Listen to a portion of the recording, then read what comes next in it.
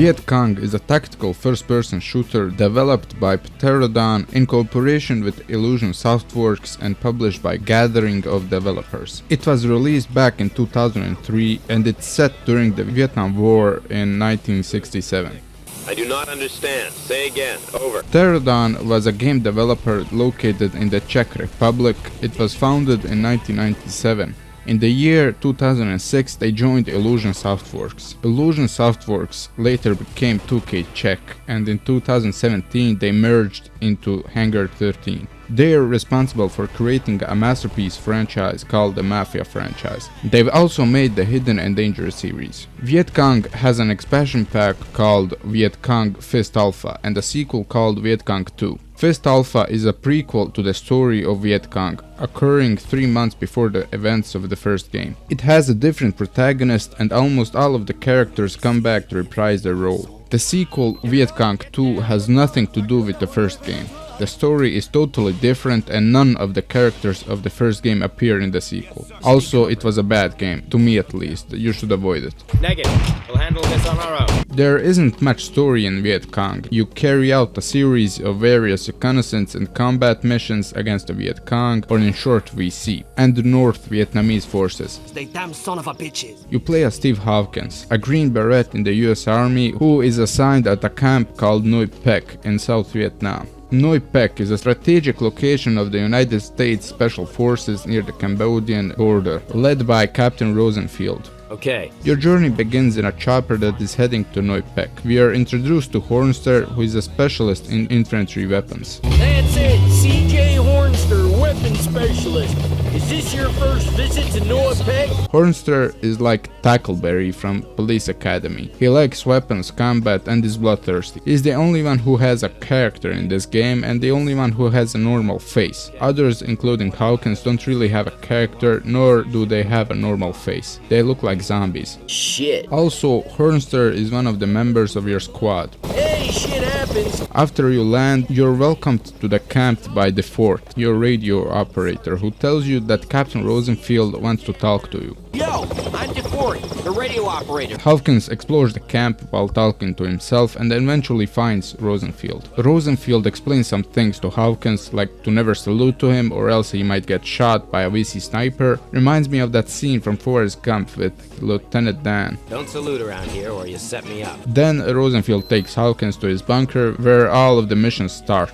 Make yourself comfortable. You're eventually introduced to the rest of your team. Besides Hornster and the Fort, your team consists of Nut, who is the point man, Crocker, who is the team medic, and Bronson, who is the team engineer, who also gives you ammo when you need it. From there, you carry out various missions with your team. Okay. At every start of the mission, you would have a cutscene where the game would explain what you're supposed to do. Sometimes there would be a cutscene at the middle of the mission. After completing every mission, there's some rock and roll, and you would have a debriefing. At this debriefing, the game would explain how the mission went, how many enemies you killed, and etc. You start your missions at your bunker. You have all sorts of interesting things in your bunker, such as documents. You can listen to the radio, read Hawkins's diary, and etc. You also have some objects in your bunker like a pistol, some pictures, a flag, a locker, a bed, a map, a typewriter, and etc. I did notice that as you progress throughout the game, your bunker would update itself. It would add some new things like a VC flag, for instance. The stuff on your desk would be moved, and etc.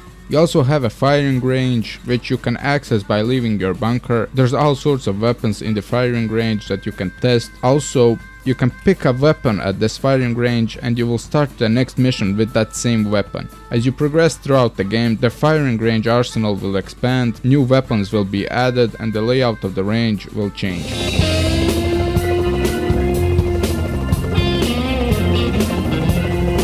You can command your team, tell them to follow you, to stay put, to disperse, and etc. You can also ask your point man where you need to go, that is, if you get lost. Yes, Tonguesy. The team medic will heal you automatically if you get injured, but only if you're near him. He won't come to you to heal you, you have to go to him. Shit. You can also heal yourself by medkits. You only have one medkit on you, but you can find new medkits on enemies when you loot them. Also, when you get hit, your max health decreases. But don't worry, every time you end the mission, your max health goes back to normal. But it doesn't go back to normal when you end a level. Yes, Tongsy. Your radio man can be used to call in artillery when it's available. You also use him to call HQ and get an update about the mission. We need arty support. Over. The team engineer will give you ammo, but only if you're carrying US weapons. If you're carrying enemy weapons, he won't give you ammo. I'll tell you the problem about these mechanics later in the video. Okay. There are booby traps throughout missions. Usually there's some kind of sign left by the VC so they could tell their comrades that there's a booby trap nearby. Of course, you can also use the sign if you spot it. It's usually well hidden and you won't even see it until it's too late. Yeah, maybe. You can disarm these traps, but you need to find the key part of the trap to disarm it. Like for example, at this trap you need to find the bomb, you approach it and just click on it and it's disarmed. That always makes me nervous, man. There are quick saves and auto saves in this game. If you play on medium difficulty like me, you'll have 5 quick saves per level. However, there are unlimited quick saves on easy difficulty.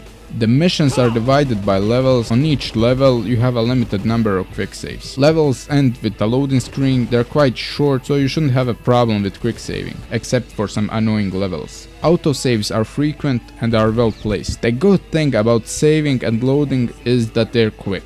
Also, easy difficulty is way too easy. You can go guns blazing into the enemy because they barely do any damage to you. It's laughable. Is it really that bad? It's worse than you can even imagine. There's a looting system in this game. You can loot either your enemies or your allies that are not part of your team. You can find weapons, ammo, a medkit, some interesting things that don't really help you in any way, like letters, some pictures, medals, and etc. Also, when you find these letters or pictures, Hawkins always has to say something about them. A plan of some camp, but not ours. Hawkins also talks to himself a lot in this game. What a stink. Your teammates also loot the enemy, although I don't really know if they take anything from them or if it's just an animation. There's some decent exploring. You have to keep in mind that this game is a linear game. It wasn't meant that you go around the jungle aimlessly. Also, there are invisible walls, some bushes that block you, and invisible mines.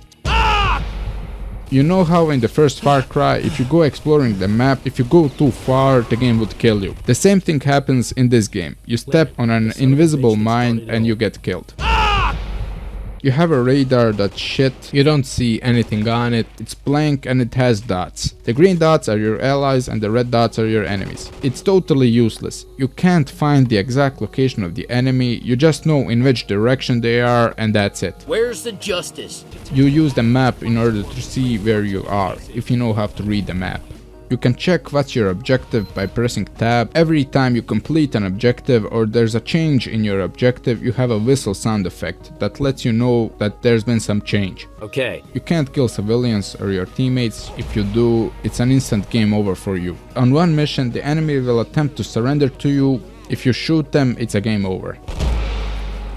View distance in this game is covered by fog. It's not that bad, but there are sometimes pop-ins. They were frequent around the time when this game released. Yeah, maybe. Voice acting is mediocre. It's not like Resident Evil 1 level voice acting, but it's pretty bad. You can also hear where the lines ended and where the new voice lines were recorded, because there's an obvious change of tone in the voice actor's voice. Shit. Bushes around the map will slow you down when you walk through them. Also, the player movement speed depends on what weapons you currently have in your hands. For example, if you're carrying a M60, you will be slower, but if you take out your knife, you'll be faster. There's also dismemberment, but it's barely noticeable. Hawkins carries one main weapon and one pistol. He can actually carry a grenade launcher as a third weapon, but that only happens in the last mission. There's lots of weapons in this game which are modeled to look exactly as their real life counterpart. Unfortunately, I only used like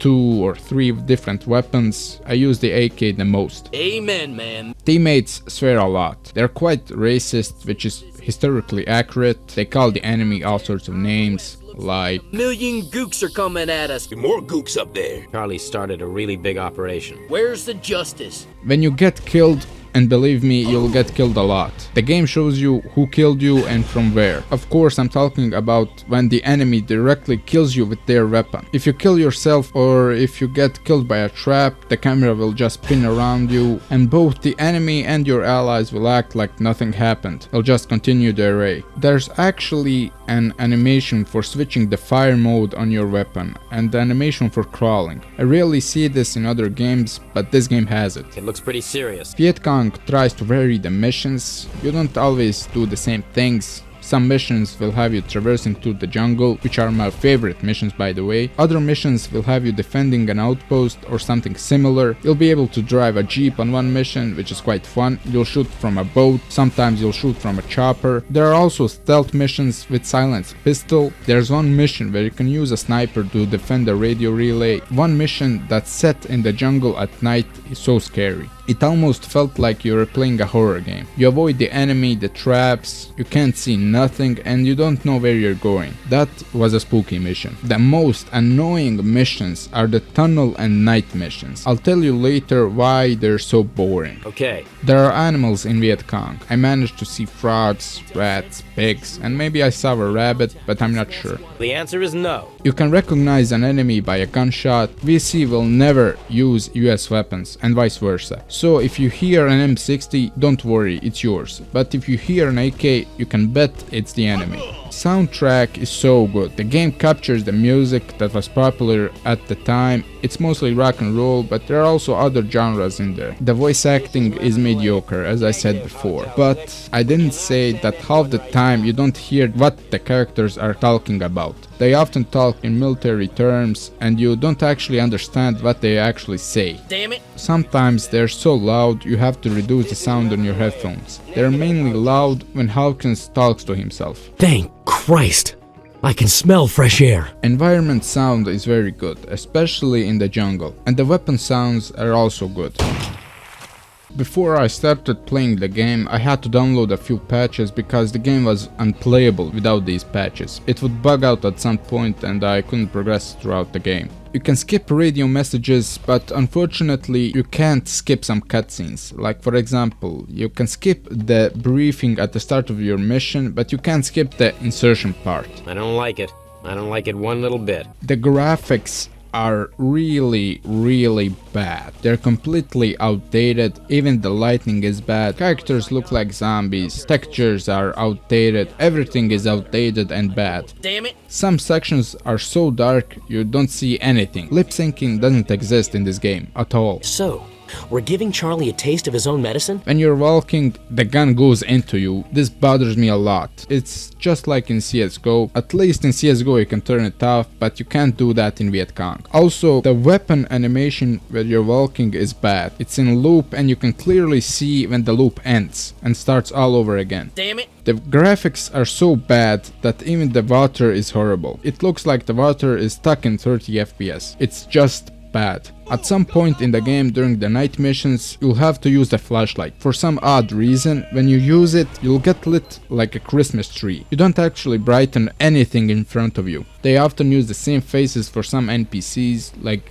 these two. The color and saturation is also bad. You won't notice the enemy at all until it's too late. Shit. There are some missing animations, like for instance when you're about to exit the chopper, you just press a button and you teleport to the ground. The animation for jumping over something is bad. It's just terrible. And it looks like Hawkins has a seizure while doing it. Shut it, short ass. The AI is terrible, both the enemy AI and friendly AI. Sometimes the enemy will stand right in front of you and won't shoot you, but other times they'll hit you with a pea shooter from a mile away. They often shoot you through the bushes, even though you can't see them, and by every logic they shouldn't be able to see you, but they do. This becomes very frustrating. Damn it. At one point I even encountered a Rambo. Dude just showed up from nowhere and killed me. Yeah, maybe. Friendly AI is brain dead. Often they'll just stand there out in the open and refuse to follow your orders. They won't move at all. You'll often go and complete your missions on your own. They'll come if they want. They shoot the enemy, of course, but they can't hit shit. They'll just like kill one VC per mission and that's it.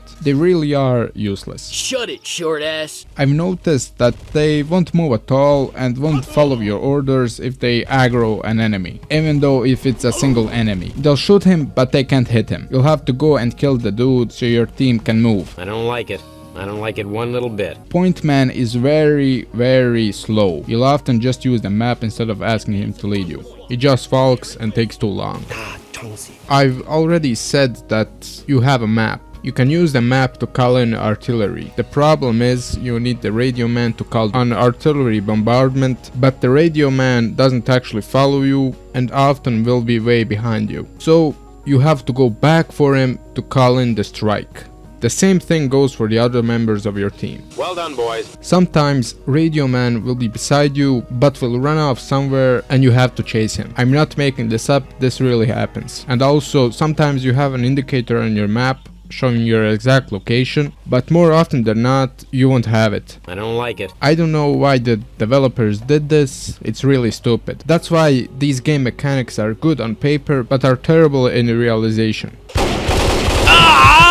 When Hawkins gets hit, the sound effect is so goddamn loud that you'll throw your headphones across the room. He starts screaming and you can hear his heart pounding. Even if it's a little scratch, he'll yell like he got hit by a tank. Don't be a pussy. The radio messages are pretty annoying. Every 20 meters, Hawkins wants to call his HQ. Sometimes it's required to progress throughout the game, but often it's not necessary. I guess Hawkins gets lonely and just wants to talk to someone, I don't know. At the start of the game, it was pretty interesting what he's talking with HQ, but later it will become very annoying, especially when you can't move while you're talking. Shit! There's no recoil, you can shoot in one direction for 10 minutes and you won't miss a shot. Really? Allies that aren't part of your team don't have an indicator or something to let you know that they are friendly. If you shoot them accidentally, you'll get an instant mission fail. You'll often shoot them accidentally in the night missions.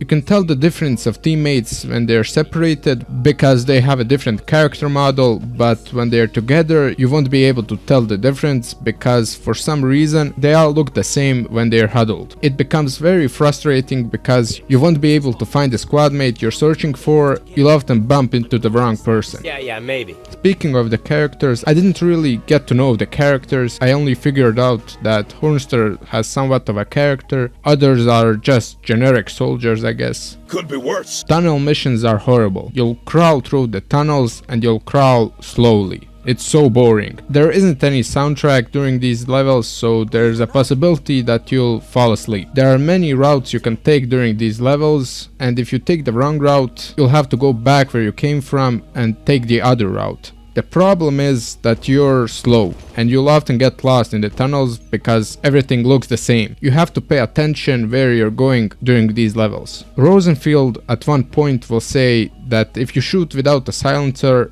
you'll go deaf. You actually won't go deaf or anything, it's just a dialogue thing. I don't know why the developers put that in there. They could have made a mechanic so you get actually deaf, but they didn't. Damn it. The swamp mission is so goddamn boring. You can't see nothing because it's a night mission. You won't see the enemy at all, but they can see you. I've died like a million times on this mission. It's just like the tunnel mission. You don't know where in the hell you're going. You got a map, but you can't see shit on the map because of the bad lighting. Friendly AI in this mission is especially stupid, and also you'll probably shoot your own teammates. Where's the justice? The other swamp mission is also boring. You've got this weird rain effect on your screen, just like in San Andreas Definitive Edition. It's stuck to your screen. The level is very open, so you could get shot from anywhere. You don't really know where you're supposed to go. You'll run out of quick saves fast, and no, there are no levels in this mission.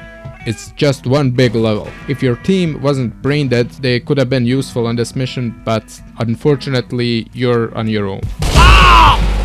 There's no swimming in this game. Every time you go into a lake or a river, you'll just sink down to the bottom like a rock. You can only walk on the bottom. What? You'll often get a game over screen because one of your teammates died. You can't do nothing to prevent their death because they run off somewhere and get killed. Damn it. The last 3 missions are just replays of older levels. The same map is used again. You have a different objective and that's all. At the very last level of the game, enemy AI has a pixel perfect aim. They make aimbot look bad. They'll often fire as soon as you peek behind a corner and you won't have a chance against them.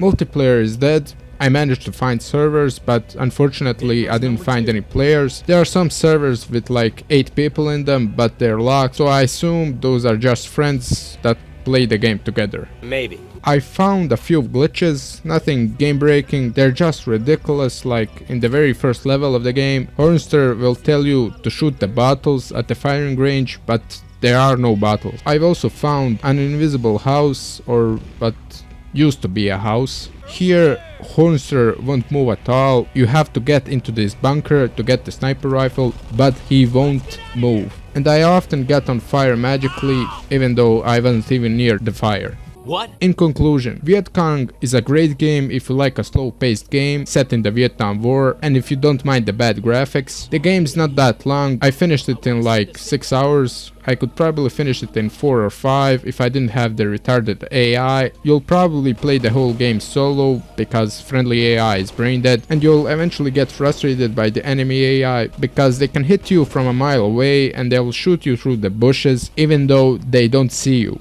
This game was released in the same year when Max Payne 2, The First COD, Silent Hill 3, Freedom Fighters and Hitman 2 were released, and the graphics from those games make Vietcong's graphics look like dog shit. I really don't know if I would recommend this game because of its problems, but nevertheless, this game was good when it released. It definitely deserves a remake, not a remastered, a true remake with the standards of newer AAA games. I know I would buy a remake definitely, if it would stay true to the original, but I don't think we'll ever see that remake. There are other better games out there that deserve a remake before this game, like Return to Castle Wolfenstein, Medal of Honor Allied Assault, Brothers in Arms Road to Hill 30, SWAT 4 and etc. Yeah, maybe. I hope you enjoyed my review. If you did, leave a like, subscribe, I would really appreciate it, and if you want me to review more games, leave a comment.